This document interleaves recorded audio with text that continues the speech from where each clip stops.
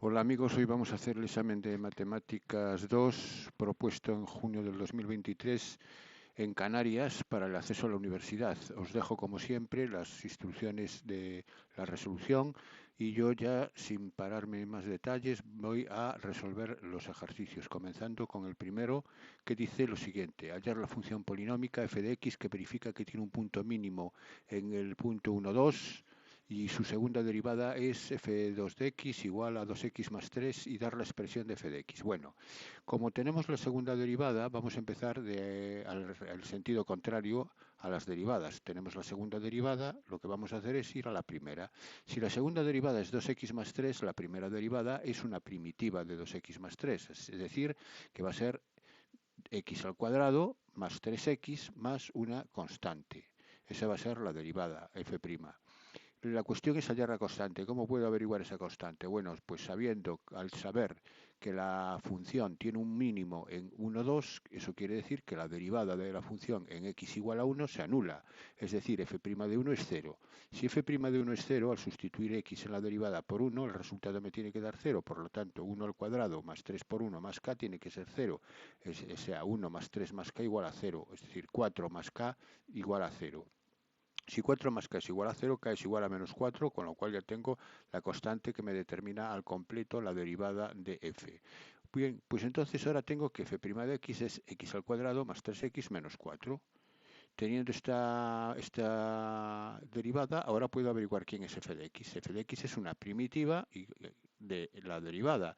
Así que f de x, perdón, es x al cubo partido por 3 más 3x cuadrado partido por 2 menos 4x más una nueva constante que ahora le voy a llamar a la constante, le voy a llamar c. Entonces, para resolver el problema, como me pide la expresión de f de x, necesito calcular c. Pero ¿qué puedo afirmar de f con los datos que me dan el problema? ¿Tengo algún valor que me dé el valor de la imagen mediante la función f? Pues tengo el punto 1, 2. El mínimo es un punto de la función, por lo tanto f de 1 tiene que ser igual a 2. Así que a partir de ese hecho, de f de 1 es igual a 2, al sustituir x por 1 en la expresión de f de x, el resultado tiene que ser 2, obteniendo que un tercio más 3 medios menos 4 más c igual a 2. De aquí, haciendo estas operaciones, obtengo que c es 2 más 13 sextos, que es 25 sextos. Finalmente, ya puedo afirmar, por lo tanto, que la función f de x es x al cubo partido por 3 más 3x cuadrado partido por 2 menos 4x más 25 sextos. Y eso sería el resultado del primer ejercicio. ¿Veis? Bastante sencillo. Vamos con el ejercicio número 2, que me dice lo siguiente. Se quiere construir una casa de 240 metros cuadrados de superficie que estará rodeada de una zona ajardinada con las dimensiones de la imagen. Si se quiere minimizar la superficie total de la zona jardinada, ¿qué dimensiones debe tener la casa de la juventud? ¿Cuál es el área de la zona jardinada? Bien, las dimensiones de la casa, pues le voy a llamar X e Y. X va a ser largo, va a ser el rectángulo este interior, ¿no? X va a ser el largo de ese rectángulo e Y va a ser la altura de ese rectángulo. Vamos a llamarle Y. X e Y. Como me dice que la casa ha de tener 240 metros cuadrados, pues obviamente X por Y ha de ser 240. Y la relación entre X e Y va a ser esta, donde despejando Y es 240 entre X. Ahora vamos a ver qué función tengo que hacer mínimo. En este caso, minimizar la superficie de la zona jardinada. ¿Cuál es la superficie de la zona jardinada? La zona jardinada es el área del rectángulo exterior menos el área del rectángulo interior, que es 240. Entonces, el área del rectángulo exterior es base por altura. La base es 10. Estos 7 metros que están aquí, más estos 3 serían 10, más los x, sería 10 más x de base, 10 más x. Y de altura sería y más 3 más 6x. Es 10 más x por 6 más y, 10x más 10 por 6 más y. Eso sería el área total de todo el rectángulo exterior. Y ahora le tengo que restar la, el área de la casa, porque yo solo quiero expresar el área jardinada. Es decir, menos, le tendría que restar menos 240. Esa es la función en función de x y de y que tengo que minimizar. Como ahora y es 240 partido por x, lo que voy a hacer es sustituir y por 240 partido por x, obteniendo esto. Lo que hago ahora es multiplicar, hago estos paréntesis, es decir, hago esta operación para simplificar lo más que pueda la función, y me va a quedar 6x más 2400 partido por x más 60. Bien, vamos a repasar esto, a ver si efectivamente está bien. Vamos a ver, vamos aquí a repasarlo. Dejarme que me vaya para atrás. A ver, 240x por x es 240 menos 240. Aquí estos 240 desaparece. 6 por x, 6x, aquí lo tengo. Ahora, 10 por 240 partido por x es 2400 partido por x, aquí lo tengo, y 6 por 10, 60. Correcto. Entonces, esta es la función, ahora ya en función de una sola variable de x, que es la que tengo que hallar, su mínimo. Para hallar su mínimo voy a estudiar su derivada, y su derivada es 6 menos 2400 partido por x al cuadrado. Esta es la derivada, que la igualo a 0. Y al igualarlo a 0 queda que 6x al cuadrado menos 2400 es igual a 0, 6x al cuadrado es 2400, de donde x al cuadrado es igual a 2400 entre 6, que es 400. Si x al cuadrado es 400, x es la raíz cuadrada de 400, que es 20. Así que ya tengo una solución para x, es igual a 20. Lo único que voy a comprobar es que me hace mínima la función a. Para ver que en x igual a 20 hay un mínimo, voy a utilizar el criterio de la segunda derivada, donde me dice que si la segunda derivada en 20 es positiva, es un mínimo. Si la segunda derivada en 20 es negativa, hay un máximo. Bueno, pues vamos a hacer la segunda derivada. Y la segunda derivada de a es, aquí la tengo, es la derivada de 6 es 0. Y la derivada de menos 2400 entre x al cuadrado, ya simplificada, es 4800 entre x al cubo. Aquí decir, no me voy a parar en explicar la derivada, porque eso lo sabemos, lo tenemos que saber hacer perfectamente. Bien, entonces se sustituye la segunda derivada en 20 y me da 4800 entre 20 al cubo. Obviamente es positivo, es decir, la segunda derivada en 20 es mayor que 0. Eso quiere decir que en x igual a 20 la función área ajardinada en este caso es mínima, con lo cual yo tengo la dimensión de la casa, la dimensión de la base de la casa, que va a ser 20. ¿Y cuánto vale la y? La y es 240 entre x, es decir, 240 entre 20. Así que la solución son x igual a 20 metros e y 240 entre 20, que son 12 metros. Me pregunto cuál es el área de la zona jardinada. Bueno, el área de la zona jardinada la tengo expresada aquí. X más 10 por y más 6 menos 240. Basta sustituir x por 20 y por 12 en esa expresión y me daría el área de la zona jardinada. Aquí la tengo. El área de espejo, bueno, lo sustituyo aquí en realidad, sustituyo x por 20 también, es otra forma de hacerlo, más rápido si cabe, 6 por 20 más 2400 entre 20 más 60. Y eso me va a dar 300 metros cuadrados. Bueno, pues eso sería la solución del siguiente ejercicio. Pasamos al tercero. Ya entramos en el álgebra, me dan tres matrices cuadradas de orden 3, comprobar si la matriz M, 2 y 3 más traspuesta de B tiene inversa. Bueno, pues entonces vamos a construir qué matriz es M. M es 2 y 3 más traspuesta de B. 2 por la identidad es multiplicar 2 por la matriz identidad, que son 1 en la diagonal principal y 0 en el resto. Al multiplicar 2 por la identidad me queda esta matriz. Es una matriz diagonal porque todos los elementos, bueno, matriz escalar también se llama, cuando todos los elementos de la diagonal principal son el mismo número y el resto son 0, esto es una matriz escalar. Y la traspuesta de B es transponer B, es decir, convertir la primera fila de B en la primera columna, la segunda fila de B en la segunda columna y la tercera fila de B transformarla en la tercera columna. Voy sumando componente a componente porque son dos matrices del mismo orden y por lo tanto pueden ser sumadas. Obtengo que M es esta matriz que me aparece finalmente aquí. Y tengo que ver si tiene inversa. Para que una matriz tenga inversa, la condición necesaria y suficiente es que su determinante sea distinto de 0. Así que vamos a hacer el determinante de M.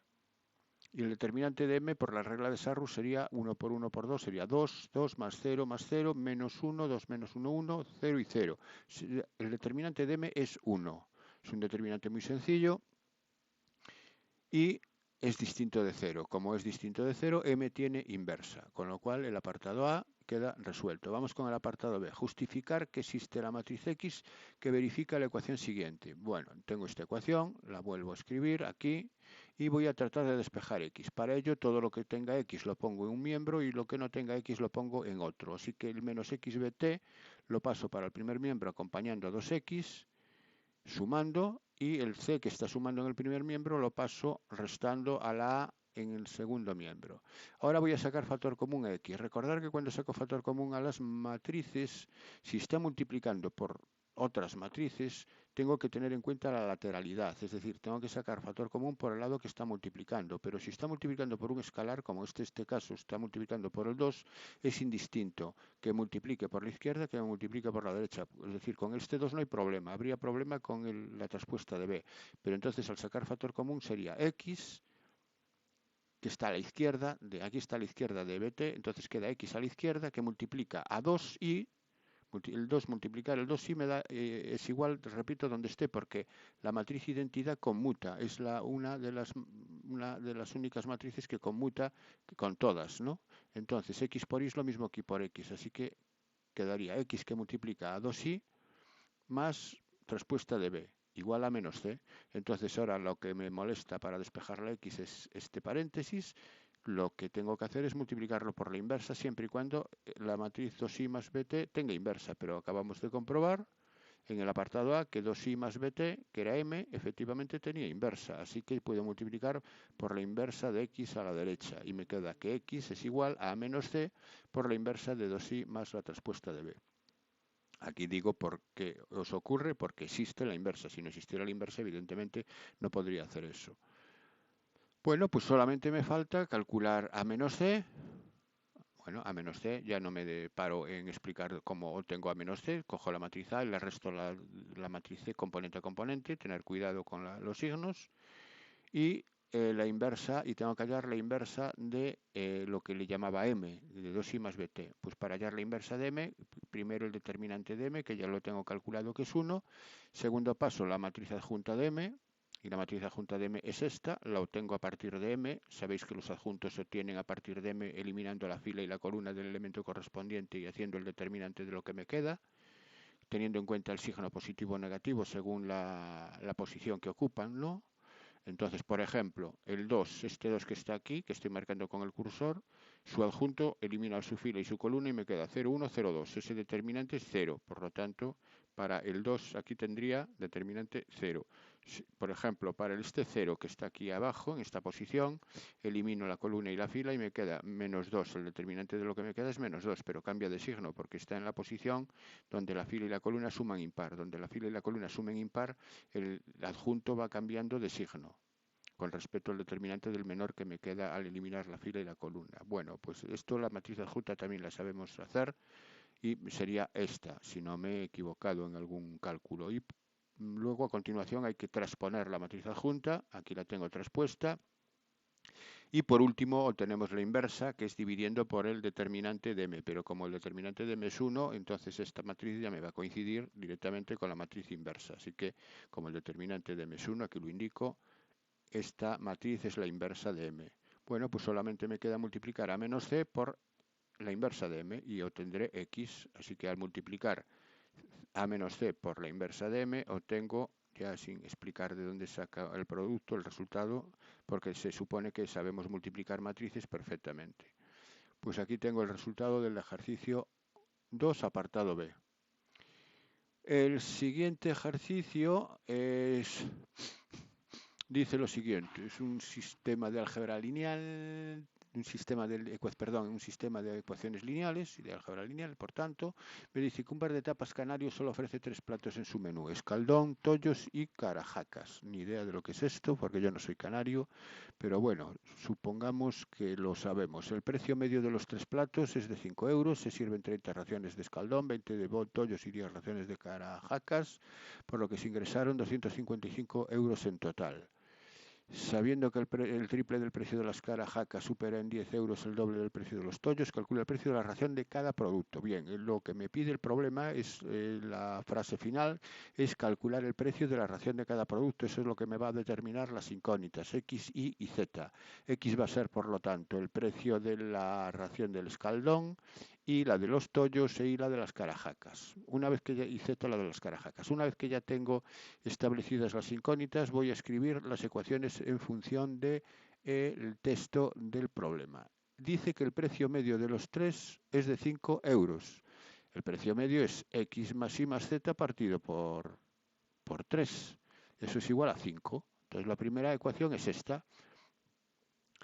Bien, la siguiente ecuación me dice que se sirven 30 raciones de escaldón, 20 de tollos y 10 de carajacas, por lo que se ingresaron 255 euros en total. Es decir, que 20 por X más 10 por Y, no, perdón, 30 por X, que son las 30 de escaldón, más 20 por Y más 10 por Z, es igual a 255. Y por último me dice que el triple del precio de las carajacas, es decir, el 3Z, supera en 10 euros al doble del precio de los tollos. Eso quiere decir que 3Z es igual a 2i menos 10. Perdón, dije 3Z menos 2i y es igual a 10. Si el triple de las carajacas supera en 10 al doble de los tollos, 3Z menos 2i es 10. Y si 3Z menos 2i es 10, 3z menos 10 es igual a 2i, es lo mismo, es expresarlo de esa manera que expresarlo como 3z menos 2i igual a 10.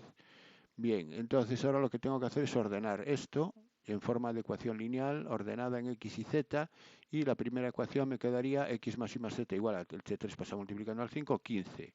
Primera ecuación. Segunda ecuación, puedo dividir todo por 5 porque todos estos números, estos valores son divisibles por 5. Y me quedaría 6x más 4y más 2z igual a 51.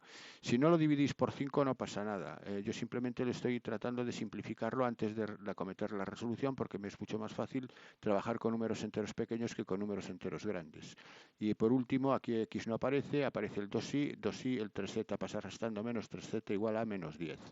Bien, este es el sistema de tres ecuaciones con tres incógnitas que la voy a resolver por el método de Cramer, siempre y cuando el determinante de la matriz principal sea distinto de cero, que en este caso seguramente lo sea, porque en este tipo de ejercicios casi siempre los sistemas que plantean son sistemas de Cramer. Estudiamos el determinante de la matriz principal y ya sin pararme a cómo lo he obtenido, puedo decir que me da 14, hacerlo vosotros, comprobad que efectivamente os da 14, y el método de Cramer me dice que la x es igual al cociente entre el determinante de la matriz principal, sustituyendo la primera columna por los términos independientes, 15, 51 menos 10, y dividiendo por el determinante de la matriz principal, que es 14.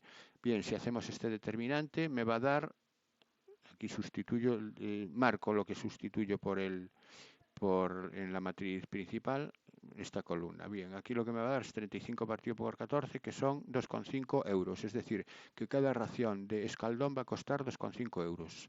Hago lo mismo para ahí, sustituyendo ahora en la segunda columna, la columna de los términos independientes, obteniendo 77 entre 14, que es 5,5. Y por último, z sustituyo en la tercera columna, la columna de los términos independientes, obteniendo 98 entre 14, 7 euros. Bueno, pues esta es la solución y ya la he comprobado. Efectivamente verifica las tres ecuaciones del sistema originales y ya tengo resuelto el ejercicio. Pasamos al siguiente, que es de geometría. Me dice, en el espacio tridimensional consideramos el plano y las rectas siguientes. Tengo un plano y dos rectas. Calcular el punto simétrico del punto menos 2, 1, 2 respecto del plano pi. Bueno, el punto simétrico, tengo un plano, el plano pi, tengo un punto P, que es el menos 2, 1, 2, que lo tengo aquí. Este sería P. El simétrico es este P', que se aparece aquí debajo, que sería el que dista del plano igual que P. Y en perpendicular, es decir, hago la proyección de P sobre el plano, la proyección perpendicular, y al otro lado del plano obtengo el simétrico P'. Entonces, lo que voy a calcular es esta recta, que le voy a llamar T, que es la recta perpendicular al plano pi, que pasa por el punto P. Como tengo un vector director, que es el vector normal del plano, que es el 2, 3, menos 1, el vector normal del plano, fijaros que es un vector perpendicular al plano y por tanto está en la dirección de la recta que estoy buscando.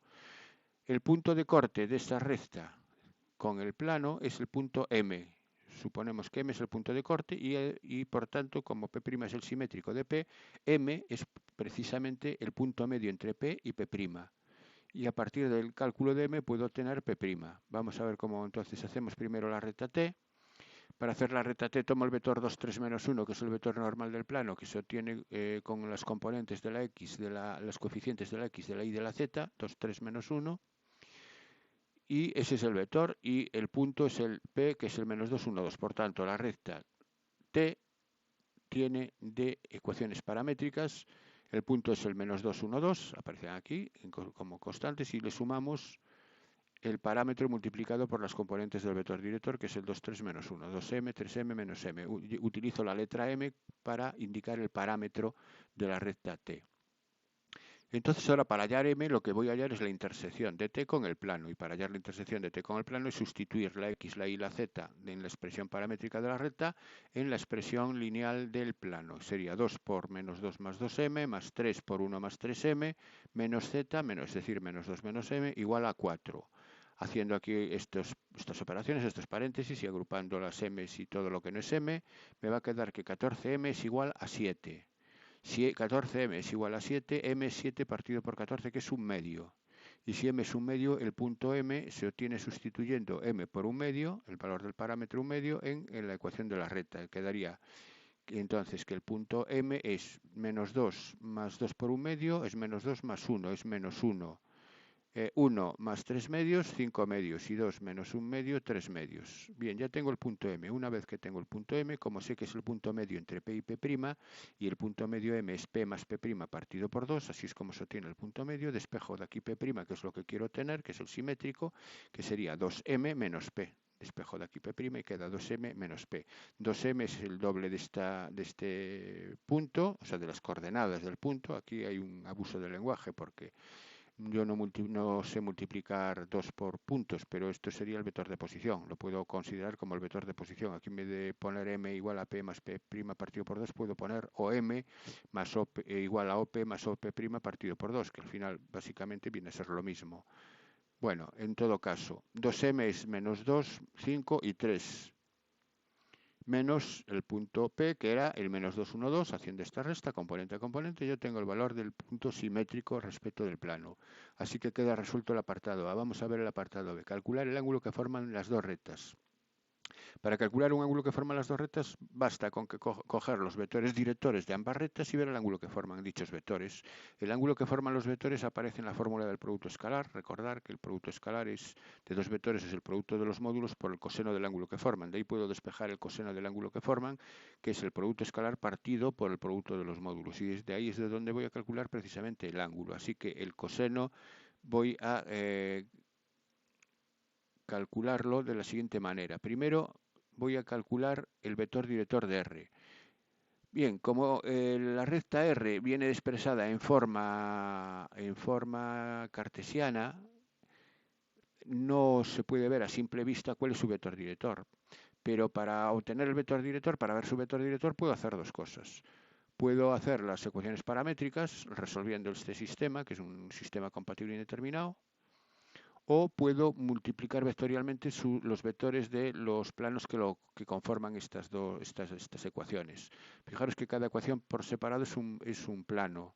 Si hago el producto vectorial de los dos planos, obtengo un vector perpendicular común a los dos vectores normales de los planos, y eso me da el vector director de la recta. En otras palabras, el vector director de la recta, cuando viene expresada en dos ecuaciones lineales, son precisamente los productos vectorial, es el producto vectorial de los vectores normales de dichos planos. Así que el vector director de R es este producto vectorial, lo hago aquí ya y me queda el vector 6 menos 3, 3. Bien. ¿Podría simplificarlo? ¿Podría dividirlo todo por 3? Sí, podría simplificarlo porque el ángulo que forma es independiente del módulo de los vectores. El ángulo sigue siendo el mismo. Si yo lo divido por 3, lo que hago es reducir el módulo, reduzco el vector a una tercera parte. Pero el ángulo no se modifica, por tanto también podría simplificarlo. Bueno, no sé si lo voy a simplificar aquí. Y el otro vector es el vector de S, que aquel vector director de S, como S viene dado en forma continua, no hay duda de que el vector son los denominadores de estos cocientes, es el 1, 0, 1. Ese es el vector director de S.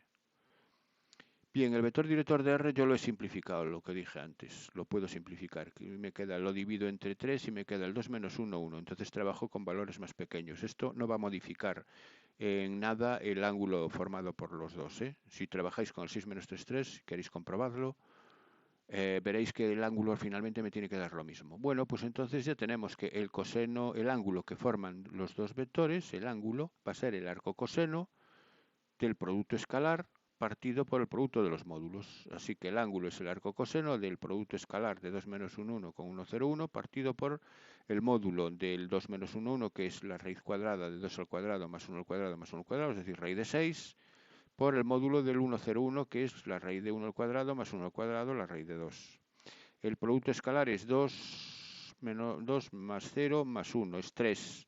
Es decir, el producto escalar de este me da 3, que esto queda 3 partido por raíz de 12, arcoseno de 3 partido por raíz de 12, que racionalizado es 3 raíz de 12 partido por 12 y ya simplificado es raíz de 3 partido por 2.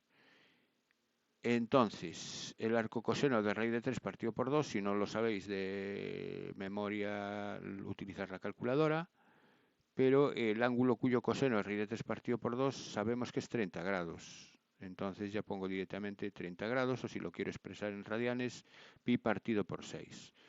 Bueno, pues ya tengo el apartado B, pasamos al siguiente ejercicio, 3b. En el espacio tridimensional tenemos las siguientes ecuaciones de las rectas. Tenemos dos rectas RS expresadas en forma cartesiana.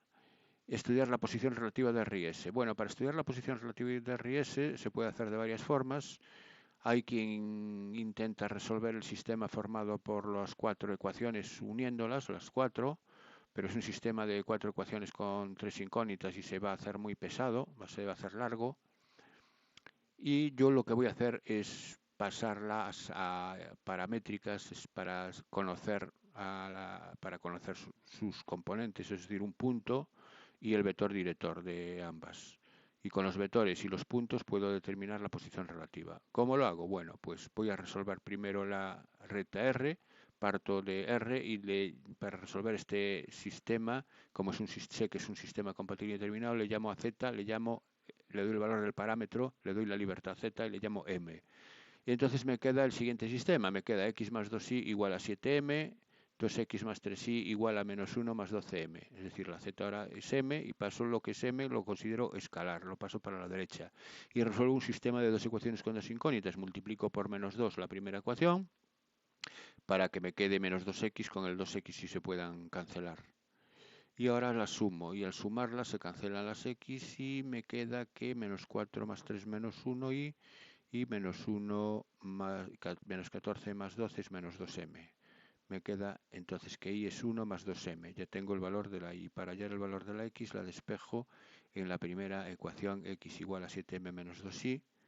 Si x es 7m menos 2y, menos 2y es menos 2 menos 4m, y ya agrupando las m's me queda menos 2 más 3m. Ya tengo la x, la y y la z. Por lo tanto, la ecuación paramétrica de la recta R aquí la tengo expresada en función del parámetro m, con lo cual sus elementos quedan claramente determinados. Un punto es el menos 2, 1, 0,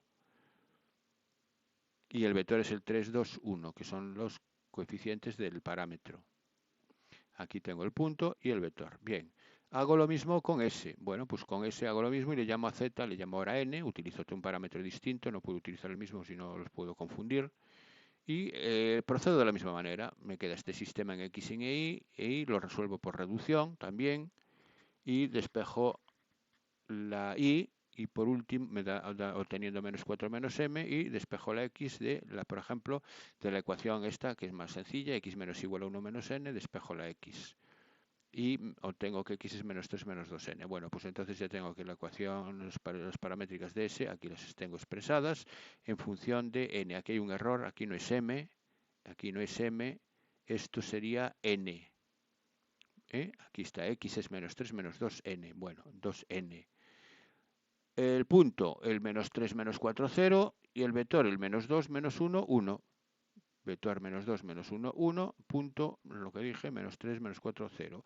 Una vez que ya tengo los dos vectores para hallar la posición relativa, voy a estudiar el rango de estos dos vectores. El rango de estos dos vectores me va a decir si los vectores son dependientes o independientes, es decir, si tienen la misma o distinta dirección. Entonces el rango de los dos vectores es 2, porque si cualquier menor de orden 2 que yo coja aquí, vale con encontrar uno. Por ejemplo, este primero menor de orden 2 ya me da distinto de 0 el determinante, por tanto el rango es 2.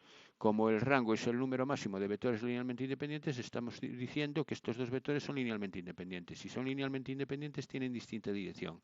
Y si tienen distinta dirección, queda descartado el paralelismo de las rectas y la igualdad. O sea que solo me quedan dos alternativas, que se corten o que se crucen.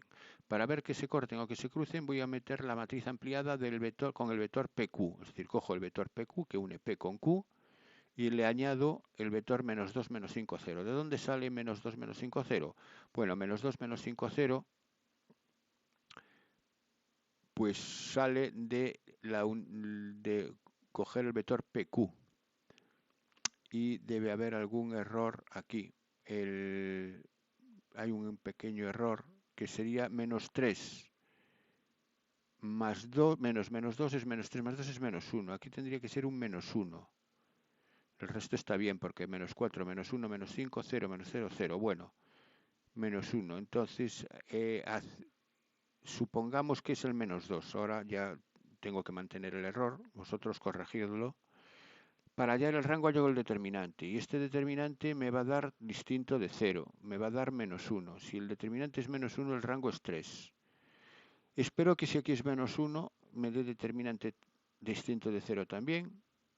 Y el rango seguiría siendo 3.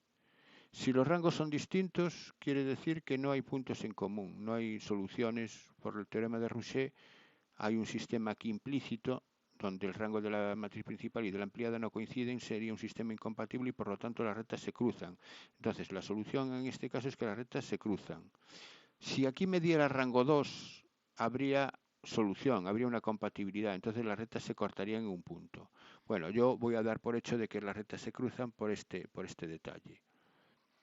Y el apartado B me dice que hay la ecuación del plano que contiene a R y es paralelo a S. Bueno, para hallar un plano, para hallar la ecuación de un plano, aquí tengo R, S, los vectores directores, las ecuaciones paramétricas, aquí repito, es 2n, no es 2m, es 2n. Y para hallar la ecuación del plano, insisto, necesito un punto. ¿Tengo un punto en el plano? Sí, porque tengo infinitos, porque el plano contiene a R, entonces cualquier punto de R me vale. Entonces voy a coger el punto P. El punto P me vale como punto del plano.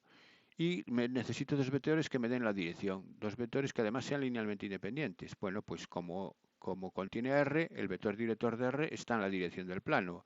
Y como es paralelo a S, el vector director de S también está en la dirección del plano. Así que VR y VS son los dos vectores que me van a dirigir el plano. Y además ya comprobé en el apartado anterior que eran independientes. Así que la ecuación del plano es tomar estos tres elementos y es el desarrollo de este determinante igual a 0.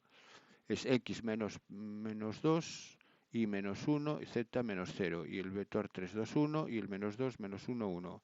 Hago el desarrollo de este determinante por la primera fila, es x más 2 por su adjunto, que es 3, más y menos 1 por su adjunto, que es menos 5, y más z por su adjunto, que es 1. Haciendo el desarrollo de estos paréntesis, me queda finalmente, simplificando ya, es 3x menos 5 y más z más 11 igual a 0, es la ecuación del plano que me pide el apartado B. Bueno, pasamos al siguiente ejercicio.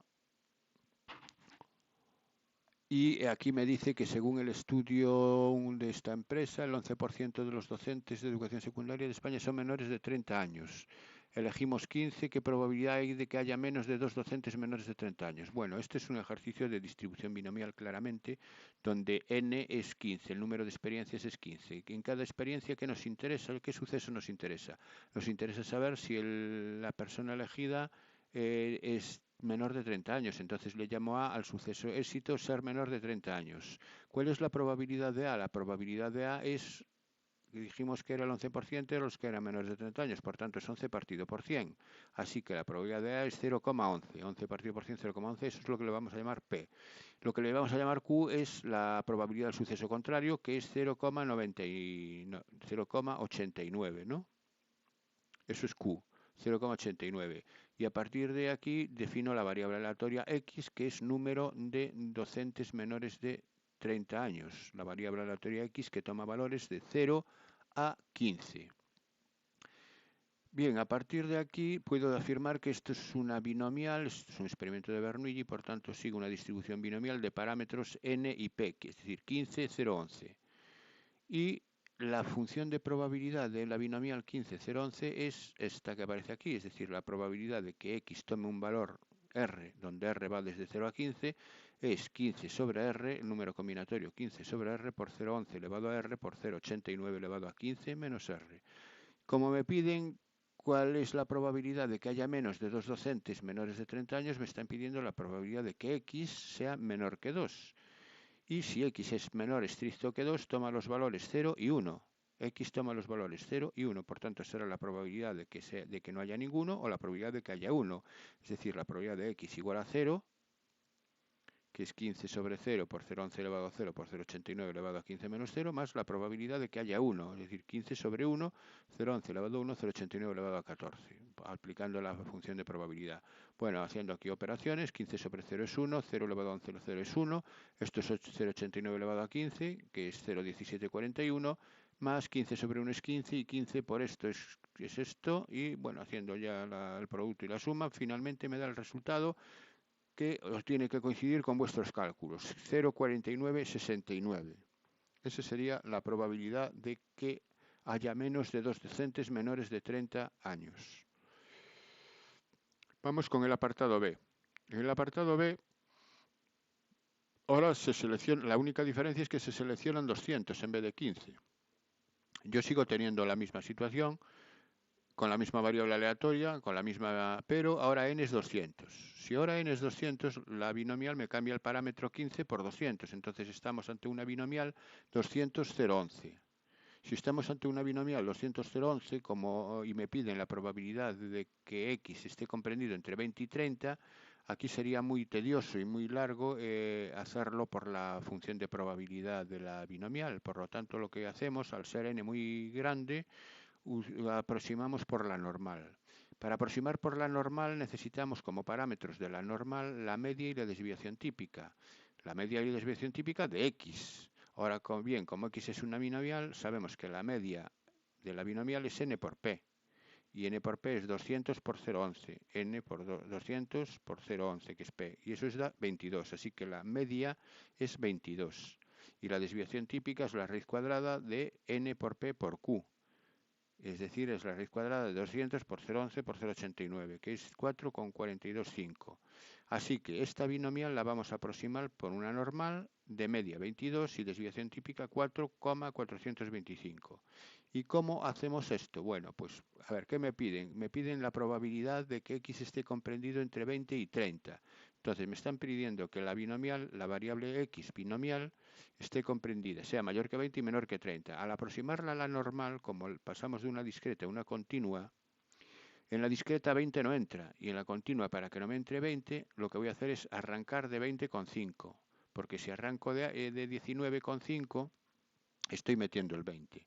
Entonces, yo aquí no lo estoy incluyendo, por lo tanto, arranco de 20,5 y me detengo en 29,5, porque si me detengo más adelante, corro el riesgo de incluir al 30 y no lo quiero incluir. Y aquí ya estamos hablando de la normal.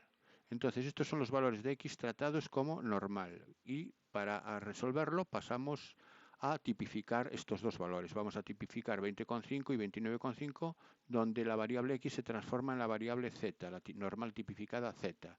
Y sabemos que tipificar es restarle la media y dividir entre la desviación típica, ambos valores. Bueno, pues haciendo aquí estas cocientes me quedan los siguientes valores extremos. Me queda menos 0,34 y 1,69.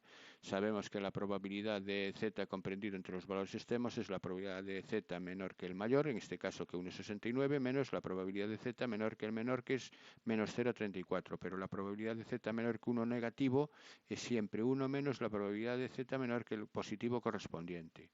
Entonces me quedaría esto. Ahora bien, y una vez que ya tengo z menor que los valores positivos, 1,69 y 0,34, para ver cuánto valen esos valores tengo que utilizar las tablas. Entonces voy a ver cuánto vale el de 1,69 y el de 0,34. Voy a la tabla, 1,69 es 1,6 en la columna del 9.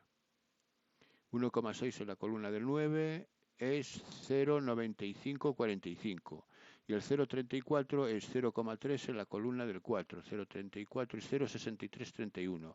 Bueno, pues me voy allá y estos valores, aquí tengo el 0,9545 y menos 1 más, cuidado con este menos se transforma en más, 0,6331. Bien, haciendo estas sumas, el resultado final es 0,5876. Tengo resuelto el apartado B. Y vamos con el apartado C, que es el más fácil. El apartado C me dice, en un grupo de 500, ¿cuántos cabe esperar que sean mayores de 30 años?